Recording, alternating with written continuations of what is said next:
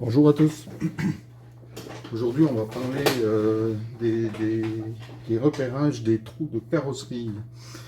Je pense que vous avez tous été un petit peu comme moi une fois de faire vos trous et vous rendre compte que quand vous positionnez la carrosserie définitivement, ben, vous êtes un petit peu trop en avant, un petit peu trop en arrière.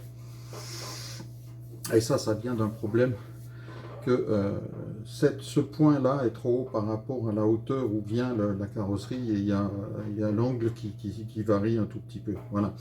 Donc, pour revenir sur ce point, j'avais fait il y a quelques années ces espèces de machins qui se mettaient dessus avec des aimants.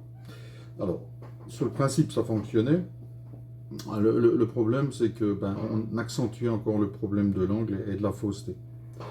Donc, j'ai pensé un petit peu différemment. Donc là, l'idée, c'est la première chose, c'est de mesurer la hauteur à des points de carrosserie. Donc là, théoriquement, je dois trouver exactement 33. Je vais enlever mes plots de carrosserie. J'ai déjà enlevé les vis pour gagner un petit peu de temps. Voilà. Et ensuite, je vais mettre ces nouveaux, qui sont des plots de carrosserie, à la limite, mais qui viennent juste à la bonne hauteur, qu'on peut régler à la bonne hauteur, où viendra la carrosserie. Bon, là, dans le cas précis, moi, je sais que je suis bon ici. À l'arrière, je vais les mettre aussi dedans. N'oubliez pas, une fois que vous avez trouvé la bonne hauteur, de remettre la vis de fixation. Ensuite, vous positionnez votre carrosserie. Voilà. Une fois que vous avez positionné votre carrosserie, tout simplement, vous venez mettre les petits aimants dessus.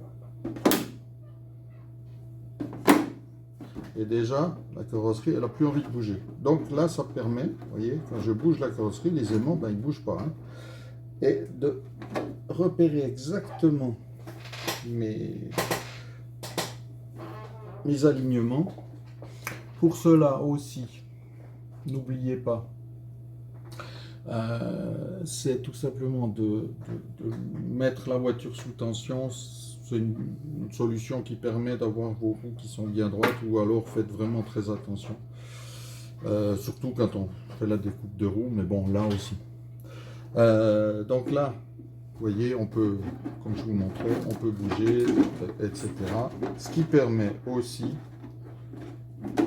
parce qu'on n'a pas 15 mains, de venir mesurer en se disant, bon ben là, j'ai par exemple, allez, 78 mm, et là, j'ai à peine un peu moins.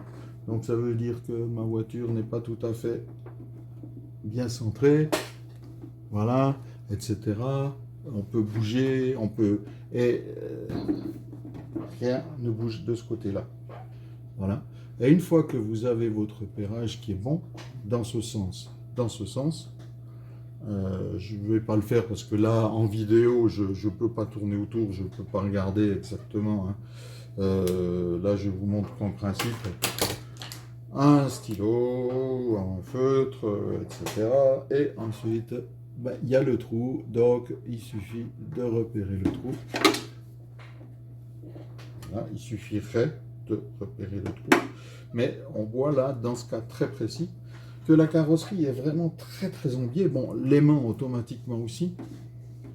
Donc là, il va falloir aller chercher quand même le trou, le point. Voilà. Là, on se rend compte que rien n'a bougé.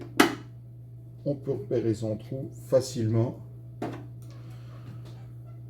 Une autre technique, naturellement, c'est si vous avez déjà une carrosserie qui est parfaite, c'est tout simplement de positionner votre carrosserie dont les trous sont parfaits sur la nouvelle, et de venir les repérer. Ça, c'est aussi naturellement une solution. Là, c'est une solution assez fiable qui vous permet de garantir votre positionnement, de prendre vos mesures sans que tout ne bouge. Ce sera en vente dans les objets carrosserie. Vous le trouvez en vente dans les objets carrosserie. Une petite nouveauté que vous trouverez aussi, c'est les plots vendus par deux. Normalement, il faut prendre tout le truc avec ses machins, etc., etc. Là, j'en ai refait en 3D et en souple. Donc, c'est solide, hein. Ça peut se plier. Ça peut peut-être éviter la casse de ceux-là lors d'un gros choc. Et j'ai fait un petit peu plus de trous. Ils sont un petit peu... Enfin, pardon, moins espacés, ce qui permet aussi de gagner un tout petit peu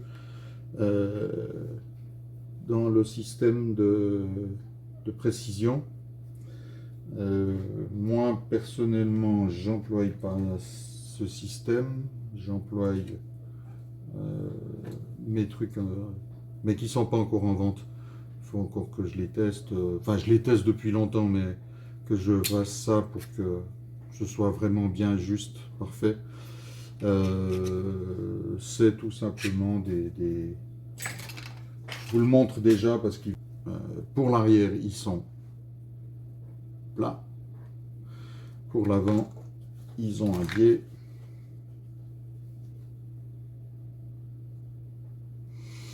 Et les tubes sont vendus à peu près à cette longueur. Il suffit de les couper à la bonne longueur et de venir les mettre dessus.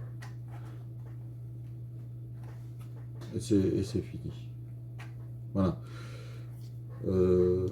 Ce système, il faut savoir, est quand même un petit peu plus lourd. Il doit y avoir 1,5 g, voire 2 grammes de plus avec ça qu'avec le système du Clips qui passe dans le petit système d'origine. Voilà. Eh bien écoutez, c'était la petite vidéo du jour. Au revoir.